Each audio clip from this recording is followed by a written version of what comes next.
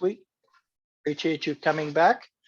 And as you can tell, we're going to be recording it. The other last week's presentation has been recorded. It is on our YouTube page, and I believe I sent that out, or I'll post that into the chat here in a bit. So I want to welcome Betsy, and I'll give her a more full introduction here in a minute. But also with me is Val, actually not with us, but virtually with us is Valerie and Amanda, both with Cascadia Conservation District. So Amanda? Good evening. Yeah, I'm Amanda Newell. I'm the Education and Outreach Specialist with Cascadia Conservation District. Welcome and thanks for joining us. Just a little background about Cascadia. We're a non-regulatory organization and we're dedicated to encouraging the wise stewardship and conservation of all natural resources in Chelan County. And our board and staff work cooperatively with local landowners and communities to provide technical and financial assistance for soil, water, forest, fish, and wildlife conservation efforts. Then just a little bit more detail on what we provide for folks. So riparian restoration projects, wildlife habitat restoration. We do salmon safe certification for farmers. Lots of wildfire preparedness and forestry type work, and then urban agriculture and education and outreach programming. This particular workshop is being funded by a grant through the Washington Department of Ecology. So just want a little shout out to them there. And then you can find more information on all of our programs at cascadiacd.org or by calling us at 509-436-1601. We'd love to chat with you about your property and any programs that we might be able to offer you to help you out with managing your natural resources. So we have all month, every Monday in March, we're going to have Native Planning 101 sessions.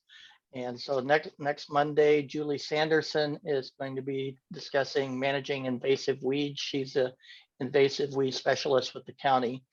And so that really help out with learning which plants to grow and which ones to get rid of. So hope you can join us then as well. If you haven't already registered, please do. And then the following, there you go.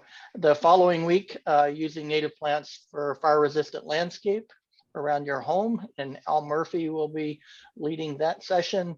And Al's a forester, a retired forester, and he has quite the long resume on fire-resistant landscapes. So hope you can join us for that.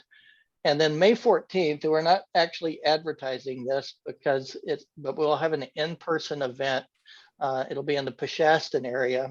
And so the presenters will be there, and they're going to walk us through some actual plants so you can actually see plants, and they'll discuss those plants. And we'll actually go to a home site. It's actually going to become a home. It'll be under construction when we're there in May. And they will walk us through how they would actually landscape that area with native plants. So it's an in-person event, but it is limited in participant numbers. So we're going to keep it at a small size, 25 people. And the only way to get registered is to attend one of these sessions. And you can sign up. I just put in the chat a link to sign up, to get your name in the hat for that lottery to attend that event. So hopefully you can join us. But the only way is to fill out that form. And again, it will be a lottery since we're going to limit the numbers. So it can be a really high quality event. So hopefully you'll be able to join us on May 14th and win the lottery. Amanda, thank you. So tonight's session, Betsy Dudash, we're excited to have her back. She was with us last year. She's going to be she has a new program for us about creating a native pollinator garden. And so Betsy's a Purdue-trained landscape horticulturalist and designer, but she specializes in native plants. She's also a Wenatchee Naturalist, the board president of Sustainable Wenatchee, continues she teaches continuing education classes at Wenatchee Valley College. And I actually was thrilled to get a session from her that she taught on composting with worms. So I still don't have my worms yet, but plan to.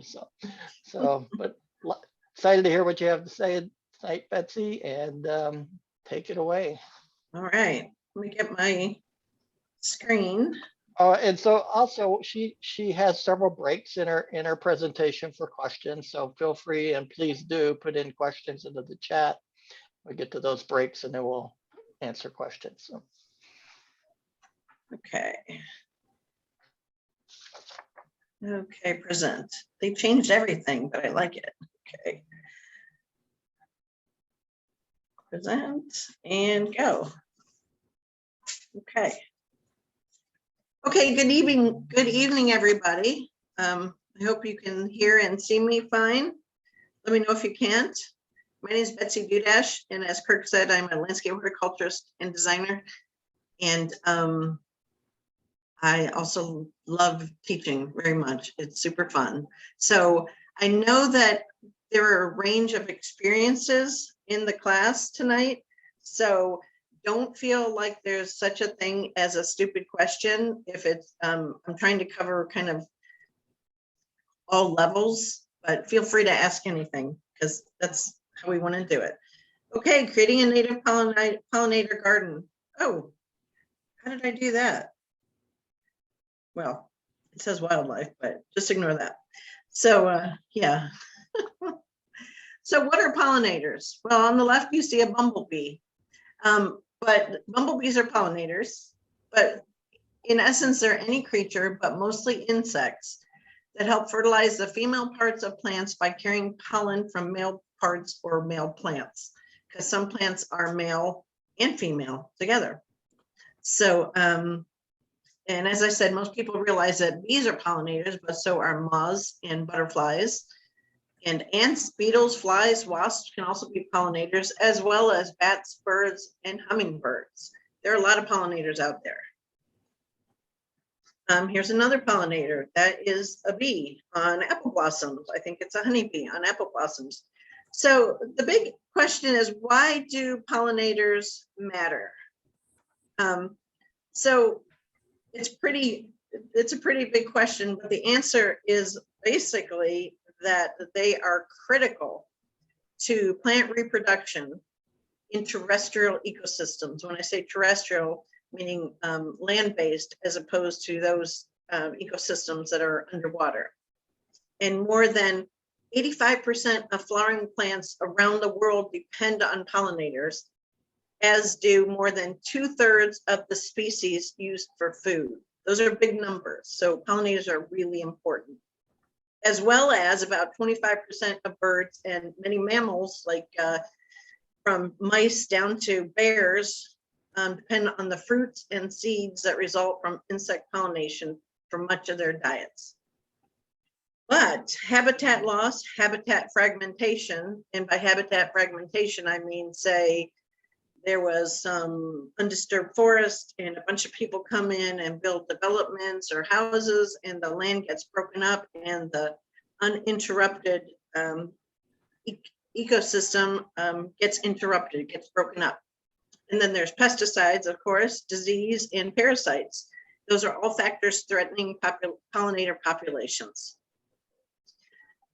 So before I say what is written here, I want you to look at the background on this screen. Can everyone see it? These little circles, these little round orbs, those are actually grains of pollen. This is a big image of, I think it's a bee, a pollen covered bee. So that's, if you're in your garden in the summer, and I noticed this on my squash plants, the bees would get covered with pollen.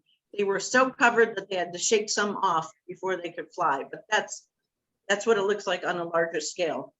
So what makes plants or a plant pollinator friendly? So the number one thing is plants are pollinated in one of two ways in nature.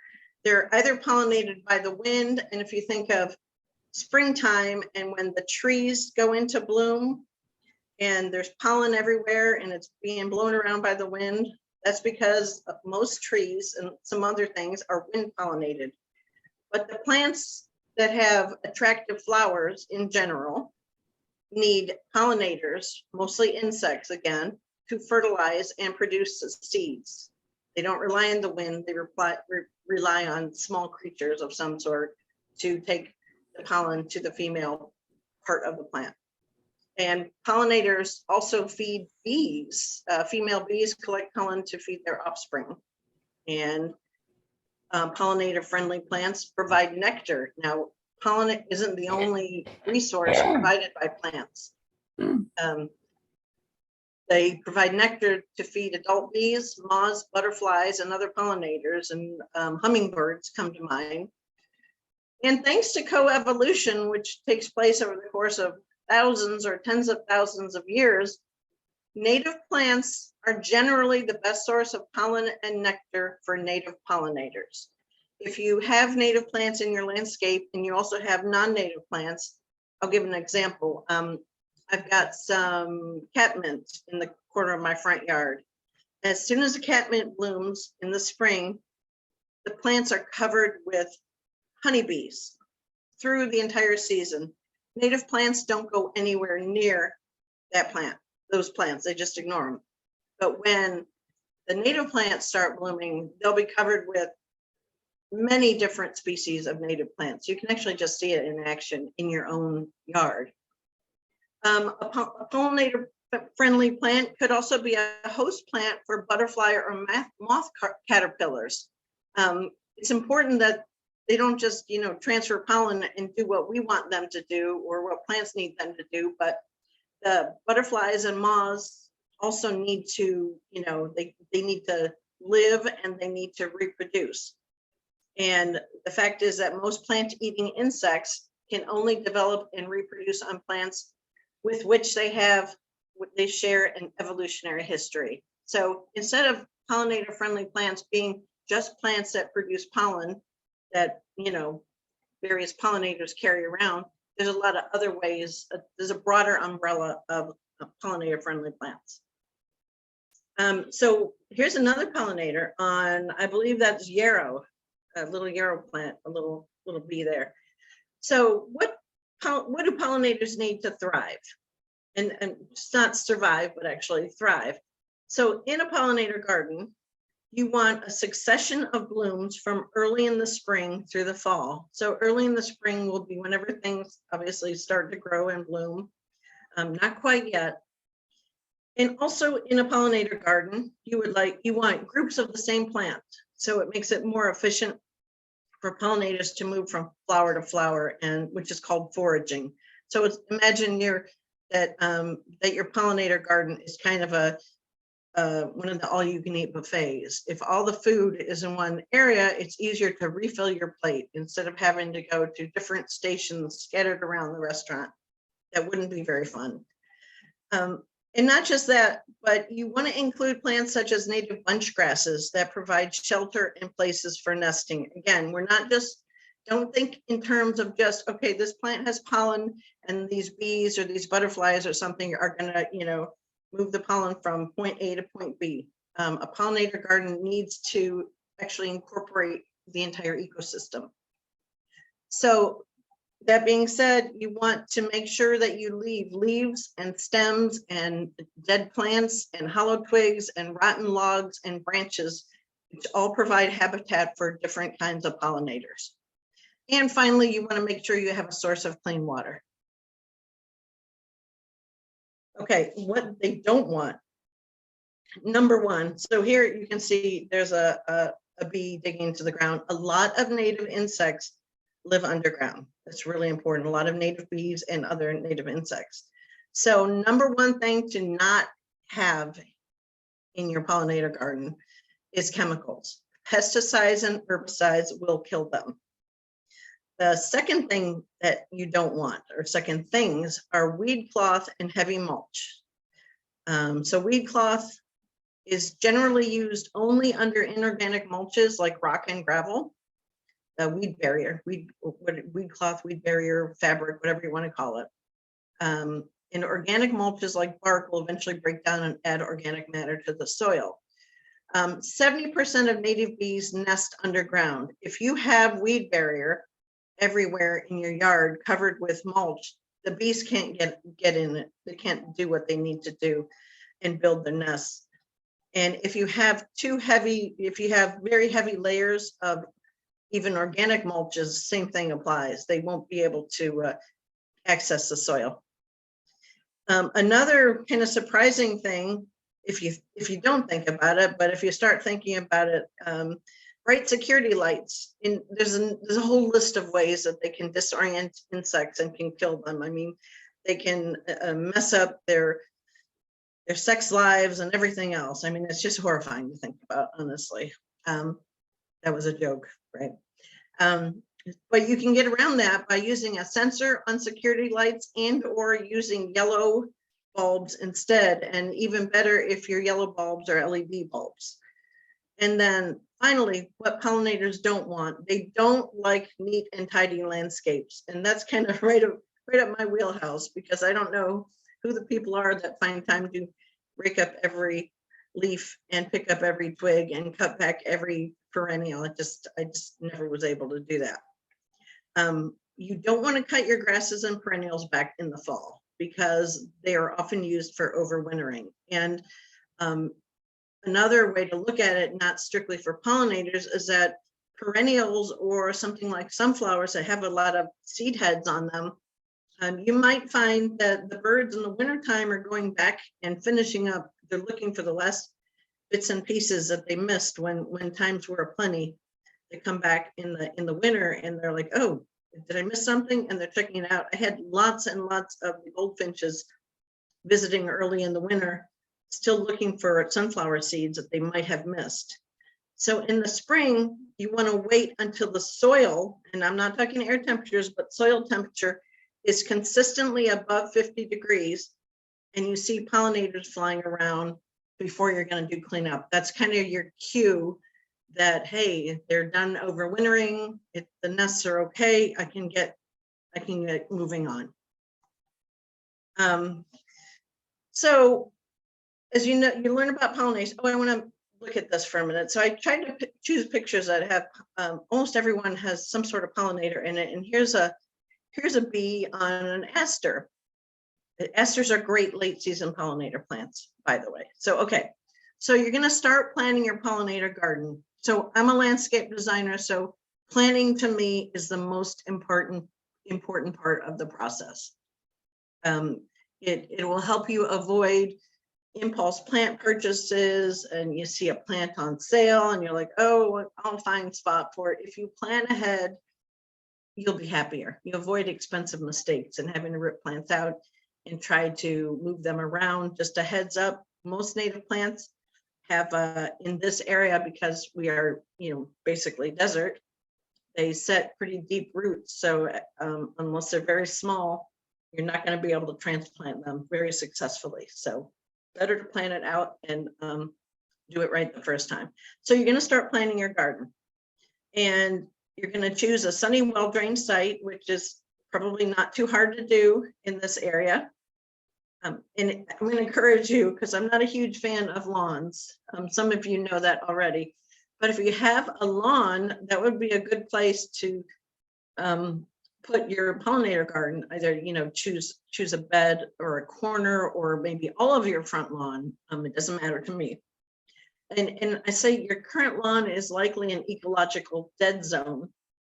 And that's not just if you use herbicides and pesticides and synthetic lawn fertilizers and fungicides, which some people use, that'll kill anything, right? But also the fact remains that the traditional turf grasses are non-native species.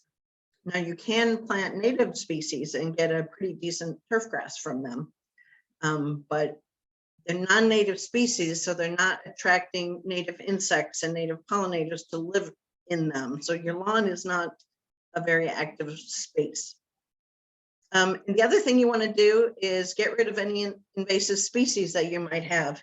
And Kirk mentioned Julie will be talking next Monday. She will be the one to contact if you live in Chelan County. The weed board will help you. They can come out and walk through your landscape and help you identify noxious weeds and give you suggestions and help on getting rid of them. You want to do that before you do any whole scale re-landscaping. And then, as I said, plan ahead. So you want to make a sketch, select the plants you want to use, and then you want to make sure that they're available locally. And if I'm going to talk about phasing for a second, because this potentially for some of you, this might become a big project. If you can't plant something in the spring, don't fret, because actually here, fall planting is probably better anyway. So if you're looking into late September into October for planting, there's less heat stress and drought stress. And then if you get a nice snowy winter like we did, it's even better. So we'll start talking about specific plants, but do you have any questions about pollinators and their habitats? And this is a rabbit brush, by the way, with a cool bee on it. I saw these bees with the black stripes on our snow buckwheat in the fall. Any questions? Uh-oh. And feel free to put them in the chat if you have any.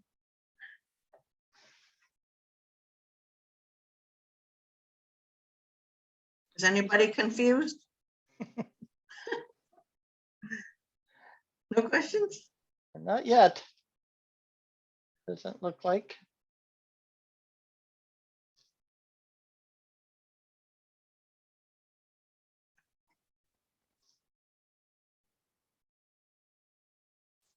Okay.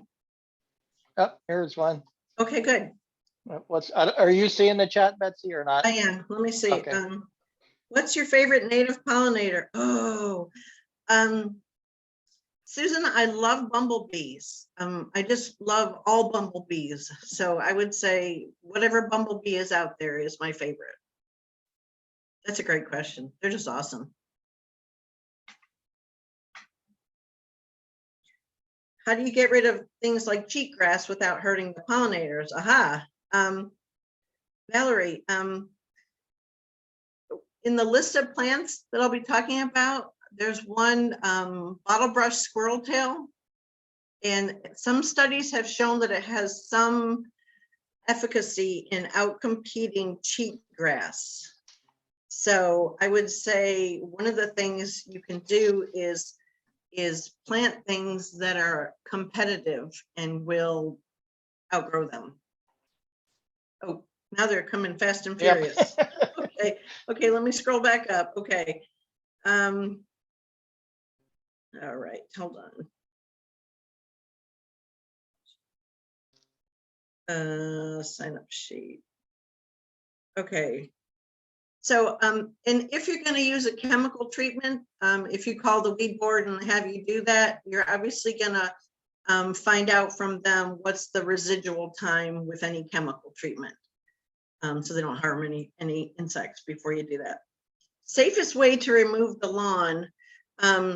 There's a lot of options out there, but probably the simplest is if you could rent a sod cutter, because I think you can do like a half-day rental and just slice off the top and flip it over. So you have like the turf on top, and then you're just going to flip it and just let it be for a while. But prior to that, you want to not irrigate any lawn areas that you're trying to get rid of. And prior to that, I would say if you're considering some fairly major changes to your landscape and you have an irrigation system, you want to change out and move those irrigation heads before you start, before you put any plants in the ground. But or a rototiller would do it, but I think I would prefer, if I were to do it, I would just get a sod cutter because they're really easy to use. Let's see. Yeah, the non-native bees, where do they come from? I mean, I have the little tiny, there's little tiny bees this big, and there's many others, and there's the ones with the black stripes, and there's just so many. And the reason that we don't see as many of them as we should is because if you look around, say Wenatchee, they they just don't have the habitat. When you get the habitat, they come, they show up. Let's see. Safe way, Captain. Okay, I think I got them all. Did I miss any? We good? I think I got them. All right. Any more questions? And in the list of resources or further reading, there's the Xerces Society. If you're interested in pollinators or invertebrate pollinators, that is the place to go. All right, let's carry on. Now we're going to talk about plants.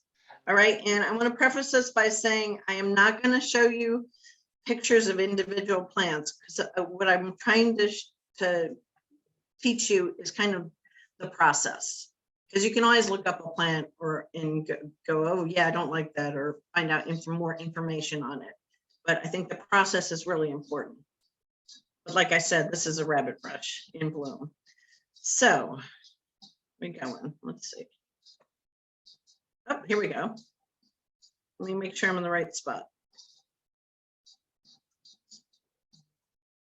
Okay, so what are the key factors in choosing your plants? Oh, and again, so there's a monarch butterfly and a bumblebee on asters. Like I said, if you just want pretty pictures of pollinators, there are tons of them out there. So what are the key factors in choosing your plants? And Mel addressed a lot of these. Basically, she addressed all of these issues last Monday, if you were there. So your location, your soil type, and your hardiness zone are kind of number one. Wenatchee is a zone 7, and that's the USDA plant hardiness zone. We're zone 7. Leavenworth is a zone 5, and those hardiness zones are based upon the lowest average winter temperature, like negative whatever, or whether it's above freezing or whatever it is. So you need to know that as well. Location, soil type, hardiness. Shrub step, I have sand, and I'm zone 7. And your available space. So ideally, if you have room for trees and shrubs, include them. Or do you just have space for some perennials and annuals? I have a small front yard, but I still managed to put some shrubs and a small tree in there. Think about your water needs. So that would be the annual precipitation, which again in Wenatchee is like 9 to 11 inches, and I believe in Leavenworth is in the range of 18 to 25 inches possibly. But remember, that also includes snow. And then any additional irrigation you're willing and able to provide. So my tiny front yard does not have irrigation, but I have a hose. So I hand water until plants are established. Some plants don't need to be watered ever again. My snow buckwheat is a classic example. And then others only need to be watered in times of great stress. We all remember last June. So those times will happen. And then you want to think about the bloom period, and the charts that I put together for you will show that you want to include plants that bloom in spring, summer, or fall. And you want that bloom period to be as long as possible. So if possible, you want to start as early in the spring with the blooms and then go as late in the fall. And I include that information. And then lastly, as you're doing this, do not forget that you have your own taste and your own style, because if you don't like something, if you don't love your garden, your little pollinator garden, it won't make you happy. Even if you have, hordes of bees and butterflies and everybody there, you have to really like it, okay? So I put together some charts here, and Kirk sent you all this, and one of the reasons I had him do that before this, because I don't want everyone scrambling around and trying to write down everything I'm telling you. If you have a copy right in front, you can make notes. It's just easier for all of us, right? So these are native perennials for pollinator gardens. And so I've included the common name, and if you ever need to look a plant up, say you just want to Google it or whatever, You can try the common name, but it's also a good idea, especially for some of the more obscure ones like the buckwheats.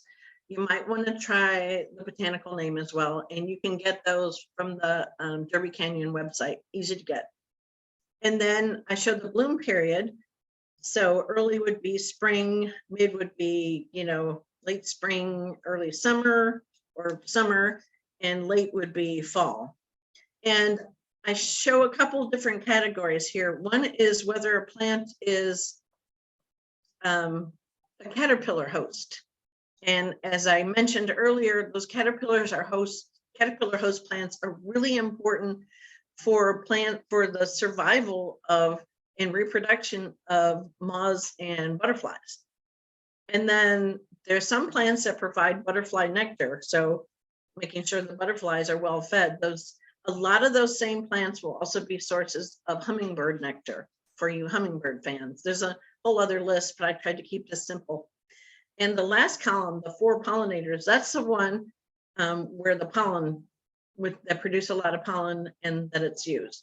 So just looking at the list, probably, it's hard to pick favorite plants. But if I were gonna pick a favorite on this list, I would say hands down, it's snow buckwheat, which is one of the Eriogonum species, the Nivium snow buckwheat.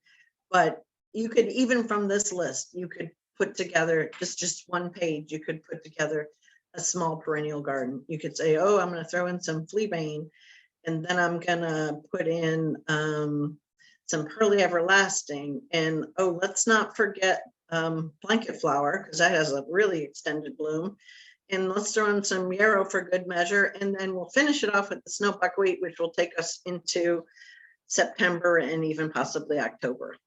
So that's why I put this together this way, so you can look at that bloom period and look at what the plant does and see what you get. You can play around with various combinations. Here's more. So these are perennials, annuals, and grasses. Again, these are all natives. Blue flax is really easy to grow from seed, by the way, early to mid, provides butterfly nectar and pollen. Orange globe mallow is a super, super, very cool plant, and it's got orange blooms, which most don't. And I want to talk again here about native versus non-native, or what's the definition of native, which Mel did talk about last week. But so obviously the Rocky Mountain bee plant is not native to our region, but it has a fairly wide range. And the yellow bee plant is kind of, again, regionally native. And they're both annuals, and they are tremendous pollinator plants and butterfly plants. And I actually have some I'm growing from seed to give away at our Earth Day fair. So that'll be fun, and put some in my own yard. And sunflowers, the ones that are in my yard are the ones that reseed and rebloom with the multi-branch stems.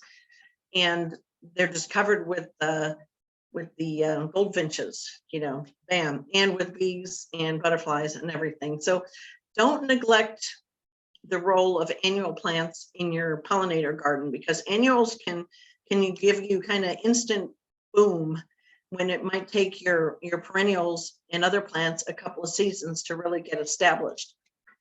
And I had mentioned the bunch grasses, and I'm including them here because if you look at the column, all the X's are in, they are great caterpillar host plants. So you want to think in terms of habitat as well as food for pollinators. If they don't have habitat or shelter, it's less likely for them to live. And these grasses are all native. Valerie, this is a bottlebrush squirrel tail I was telling you about. It's very cute. Indian rice grass has little seed heads dancing on top. Idaho fescue and Basin wild rye are probably the ones that you're most familiar with. Idaho fescue is a tidy little mound, often blue, and Basin wild rye is that very tall grass that you can see like by the parking lots or in Dry Gulch and all over the place. And Mel included that in her talk last Monday. And then if we're talking about woody plants, so what's interesting about the woody plants is almost all of them are early bloomers. So in a lot of them, most of them also are caterpillar host plants. So, which is why I strongly encourage you, if you have the room, to include some woody plants in your garden. So Douglas maple, Douglas hawthorn, bitterbrush, which I've never grown in the landscape, but I might be putting some in my yard, I think. Serviceberry happens to be my favorite. And I honestly think that every landscape should have a serviceberry. It is a widely adaptable large shrub. You wouldn't think it's a large shrub when you see it in the shrub step, but it can get larger. Kinnikinnick, great evergreen ground cover. Ceanothus is evergreen. What I would say about bitter cherry and choke cherry is don't use them unless you have a lot of space, and also don't use them if you're anywhere like quarter mile of a cherry orchard. It can be an alternate host plant. And willows, the reason, I'm gonna go back. The reason willows are so important for pollinators is that they bloom very early, like they're one of the earliest species to bloom. But most of us don't have, the Columbia River or the Wenatchee River running through our yard or a pond or anything like that. But Scholar's willow is also called mountain willow, and it is actually surprisingly not necessarily drought tolerant, but it doesn't need the water that all the other willow species do. So if you're like, hey, I'd like a willow, it's a large, beautiful shrub. And if you've been up along the Icicle Ridge and Lake Wenatchee, you'll see them everywhere. And then on this list, the mid-season bloomer is ocean spray. And that's got gorgeous flowers. And one thing I love about ocean spray strictly as a landscape plant is it's got beautiful leaves and it's a very dense plant. So it's good for screening. But again, you'll see there's a lot of caterpillar hosts. There's a lot of these plants produce butterfly nectar, and a lot of them produce pollinators. And then finally, I have a few more here. Probably my favorite habitat plant on this entire list is common snowberry. It doesn't look like much. It's kind of a in the background plant, but if you like birds in your garden or you have quails running around, it provides great cover for them. And then gray rabbit brush, which if you live in Wenatchee, you go anywhere out number 2 Canyon or anywhere along the foothills, you see gray rabbit brush. Or rubber rabbit brush, it's also called. And it's really an important species because it is such a late bloomer. That and snow buckwheat are 2 of the latest bloomers. So it's really, really important species. And then golden currant is early. So another early one, but you could also say, hey, I like wax currant, or I really love the red flowering currant, which is not locally native, but is awfully gorgeous. So why not? They all have the same benefits. Blue elderberry, a mid-season bloomer, and it's quite a large plant in maturity. Mock orange, which smells great, but not the prettiest plant in maturity. And then if you want a vine, the Western Clematis is a native vine, but as I read, all parts of the plants are poisonous. So if you have somebody who likes to eat plants, don't plant it.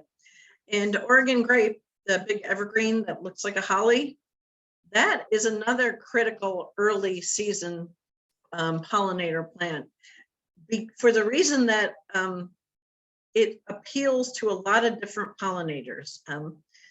I haven't talked about this yet, but some plants are more specific in what pollinators are attracted to them and visit them, where others kind of have a broader appeal. And Oregon grape, I believe, is one that a lot of pollinators like, and it also provides nectar. And then probably another of my favorites is purple sage, just because it's spectacularly gorgeous. The color, just love it. So, and this is snowberry, the background on this. So I'm anticipating some questions on this. So I'm going to talk about choosing plants for your garden. But do you have any questions about the plant list? I see the questions coming. Let me see. Yes, that's true. Serviceberry are edible. The berries are edible and they're not super tasty, but I would encourage everybody to try them. Oh, bumblebees. Yes. Thanks, Kirk, for that. Yep. Bumblebee Atlas. Okay, where am I? And I put in the USDA plant hardiness zone Oh, good, website good. there as well for people Good. there. I have a Check giant out. map from Purdue folded out. So yeah, the reason I'm a huge serviceberry fan is that literally it tolerates so many different habitats and it's beautiful. The flowers are beautiful. If you look at the foothills in May and you're like, why are the foothills white? It's because one of the big reasons is the serviceberries in bloom. Good companion plant with purple sage. I would just say probably rabbit brush if you're looking for small shrubs or smaller shrubs. They won't bloom at the same time, obviously, but in your mind, you know, the purple and the yellow will look great together. You would need something else, but yeah, I think those two are great together, and I like to use them together.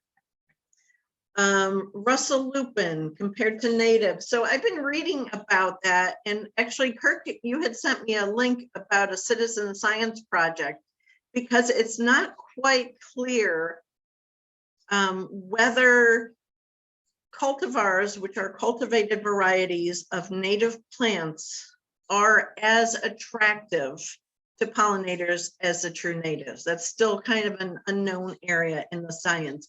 But from my perspective, I would say try it. It's better to have something than nothing. So autumn is, let's see. Yes, Derby Canyon Native sells plants in the fall as well. They don't sell them in the middle of the summer. So yeah, definitely you can find them in the fall. In the big push to sell in the spring is kind of more the big box stores, and it's a different mentality than we're talking about. Mulberry is a devil plant. Whoever asked, Kate, yeah, it's the devil. You can't, they're impossible to kill. Birds love the berries, so they get spread very widely. I know people find the berries very tasty, but they are incredibly invasive because of that, you know, the birds eating them so much. Yes, the larger bushes can be pruned. Like I said about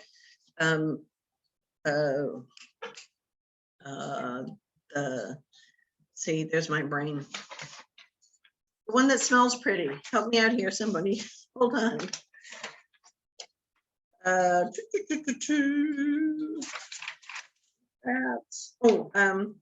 Mock orange. Yeah. Thank you, Valerie. Mock orange. Yeah. You can prune them. So it is possible to control size so they don't get so huge and ungainly. What bushes can help compete with the pokeweed taking over our backyard? Pokeweed is a perennial, so I would talk to the weed board about how to get rid of that. And also, if it's the pokeweed that I'm thinking of, it's a huge plant. It's got like blue-black berries. Wear gloves when you deal with it because the sap, I believe, is toxic. So you want to probably, what I would do would be to cut that back and dispose of it some way. And then it depends on the habitat, what bushes can help compete. So it's so specific, but you might try snowberry depending on how big the area is. Red osier dogwood is contrary to popular use, it is actually a riparian plant and it loves water. It is adaptable, so it'll do okay in a normal landscape, but you absolutely positively have to make sure it's well watered. So I personally don't like it for that reason. I like plants that you put in the ground and they are happy with whatever is going to happen to them. And I'm talking about after that establishment period. All plants are going to need that extra TLC when you're trying to get them established.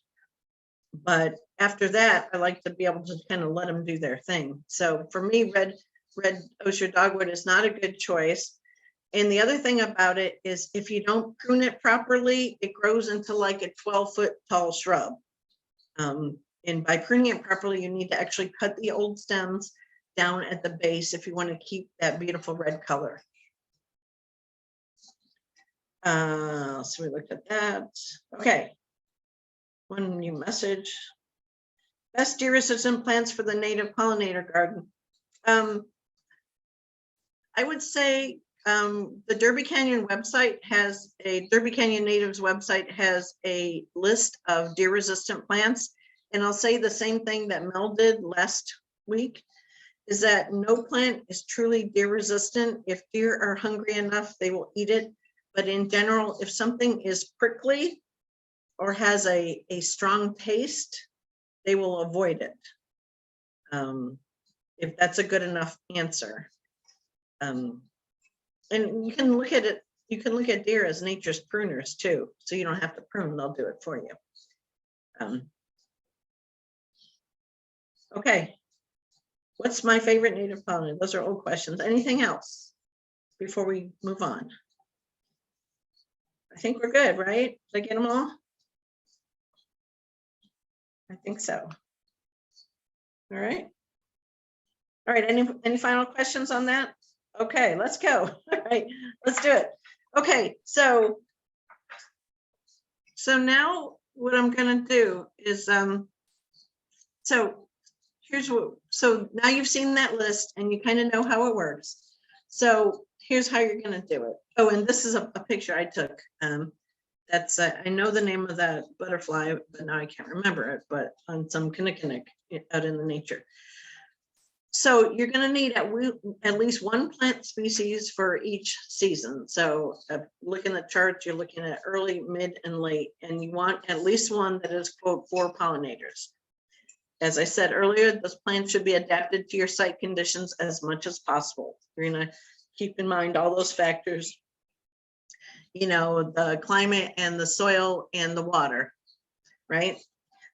But the more you overlap, the better. So if you have an early plant plus early to mid, plus mid to late, plus late, you're going to maximize the foraging for your pollinators during the growing season.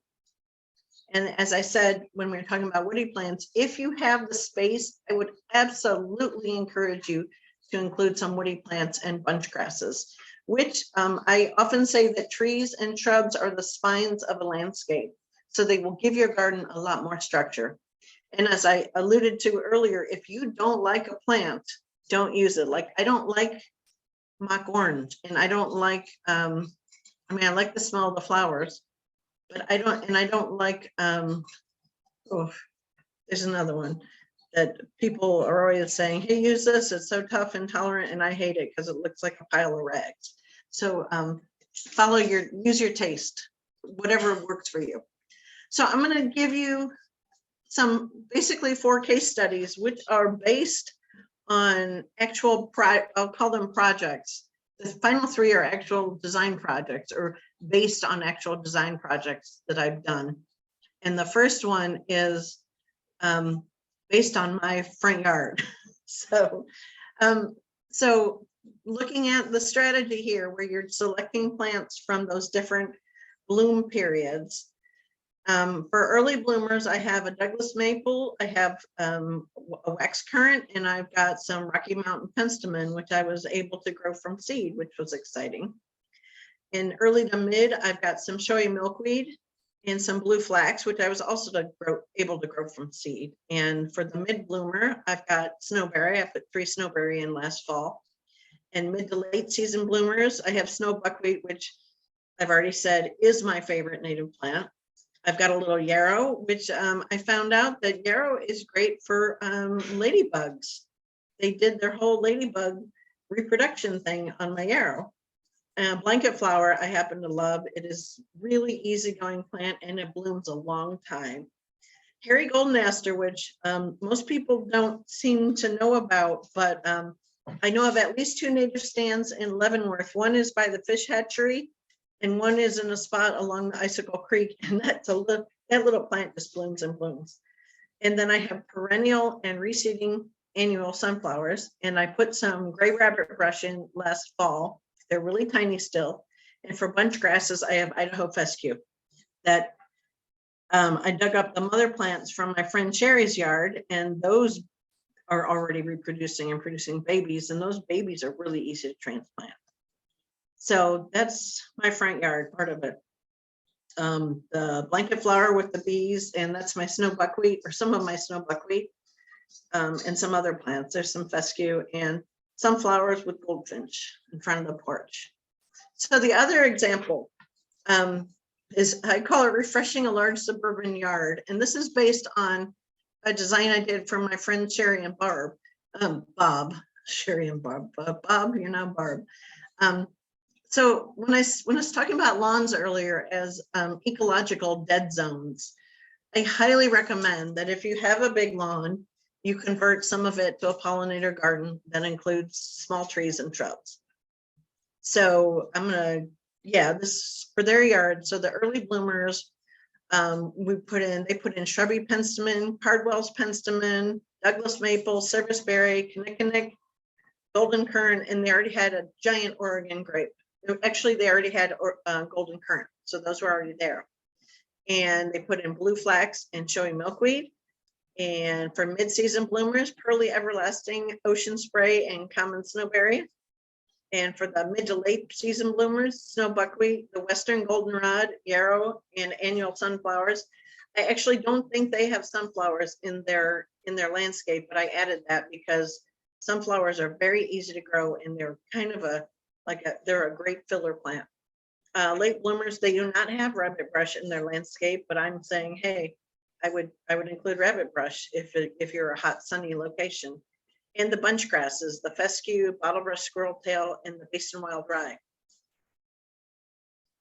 And the third example, and this is based on a real project, don't use, if you want to make your septic field more interesting than just a lawn that you have to mow, just know that you can't put any woody plants in it. So what I would recommend is designing a path or paths over and through it, and then you have that will result in garden beds that you're going to then fill with flowers and grasses. Remember, no woody plants over a septic field. And again, this is based on a real project. So the early season bloomers, cutleaf penstemon, shrubby penstemon, and Rocky Mountain penstemon. And I think Mel mentioned this, or somebody mentioned this, but penstemons are amazing. They're so varied in the sizes and the bloom color and the bloom time, but none of them bloom for very long. So they're spectacular when they're in bloom, but you need to rely on other plants to fill in. And then again, blue flax and showy milkweed. Blue flax is a performer, and studies have shown that milkweeds are best on the perimeter of your landscape, where the if the monarchs are ever going to return to this area where the butterflies can find them. Again, pearly everlasting orange globe mallow, another buckwheat, creamy buckwheat, which blooms a little earlier than snow buckwheat, goldenrod and hairy goldenaster, and then some of the bunch grasses.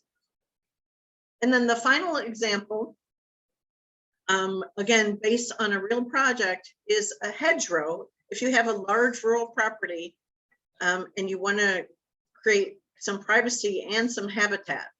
So traditionally, a hedgerow is a row of mixed trees and shrubs alongside a road or property line.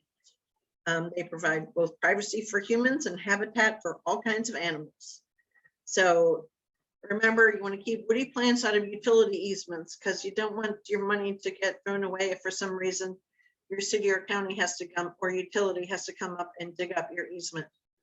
And if you have overhead utility lines, make sure you don't plant anything that's going to grow up to and into them. And then you also want to keep a buffer between the street and the hedgerow for vehicle line of sight and snow removal. If this last winter taught us anything, it's that snow has to go somewhere, right? So, but for the hedgerow, for a large rural property, first thing I would recommend is a traditional hedgerow is just woody plants, but to make it more of a true pollinator habitat, you want to include groups of perennials in little patches along the perimeter. Because as we saw earlier, most year-woody plants bloom early or mid-season. And then depending on where you live, you're going to choose adaptable trees and shrubs that will tolerate some shade because they're going to grow kind of into and around each other. Oh, and the background picture on this slide is a serviceberry in bloom. So their flowers are pretty amazing. Yeah, they're nice plants. So the early bloomers. So again, this is just the woody plants until we get to the mid to late bloomers. Maple, hawthorn, serviceberry, that great willow, currants, Oregon grape, choke cherry, snowbrush ceanothus, mock orange, ocean spray, snowberry, blue elderberry, and then your mid to late season bloomers, goldenrod, yarrow, blanket flower, and annual sunflowers. Plant and seed sources, these are self-explanatory. I have personally bought plants from all of them except Medhow Natives because they were closed the time that we visited up there, but he has been in business since 1999. So if you happen to have plans to go up to Twist, it'd be worth at least checking out the display garden at Twist Works. And some resources. So you just click on these and they're super helpful. There's the list for plants, birds and butterflies, but whoever was asking about the deer resistant, you'll find it on the Derby Canyon Natives website. There's my contact information. And then if you really want to get into further reading, here's some books to check out. All right, so I'm going to stop sharing. We have just a couple minutes, I think. Does anybody have any final questions?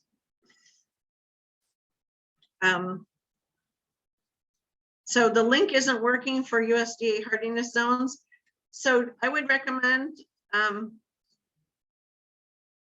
Julie, that if you just do a search for what is my hardiness zone, it'll kind of probably ask you your zip code. And you should probably be able to find it pretty readily. Yeah, I just clicked on the link in the chat and it was that it popped up for me, so I'm not sure.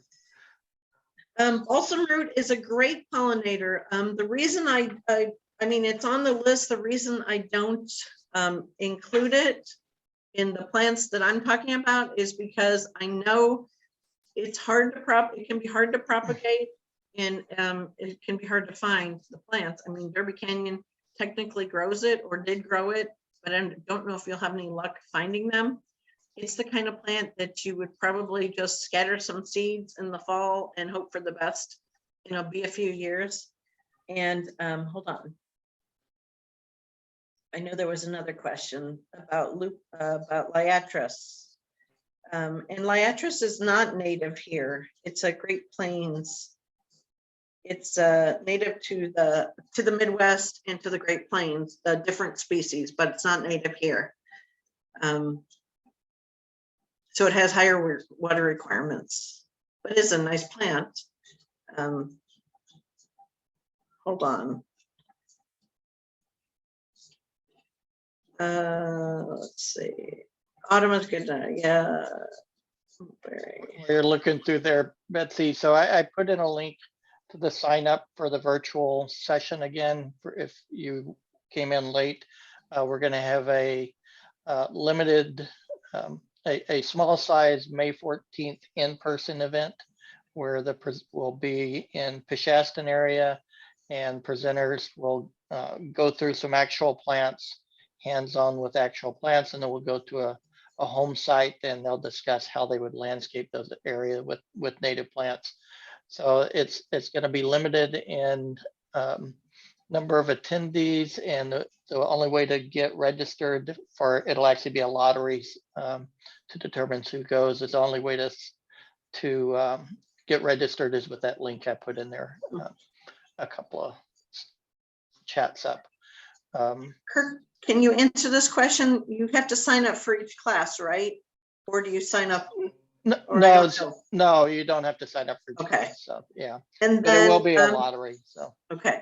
And then the resources, Kirk sent a PDF, sent my PDF to everybody that was registered, and it's on the same email as the link of this. So those are all included. They're all included in the PDF file. And I'll send them out again. Okay. And this was recorded and it'll be on our YouTube channel. And once that's up there, then I'll send that out as well. Okay. Any last questions? I hope you guys learned something and we're not overwhelmed, because I tend to do that. Here's all the information I know. No, that's why I thought the process is most important for you to be able to figure out in your own space. Susan, you're welcome, and you're welcome, and you're welcome, and it's been my pleasure. All righty. Final questions? Thank you so much, Betsy. That was great. Welcome. Okay, I just wanted, I'm so glad. yeah, I just wanted to mention that all of these sessions are being recorded and they'll be posted on Cascadia's website. So if you want to go through and watch the talk again or look at any of the materials that Betsy has, that's a good place to grab those as well. Thank you all for joining us. All right, good night, everybody. Thank you very much. And thanks again, Betsy. You're welcome.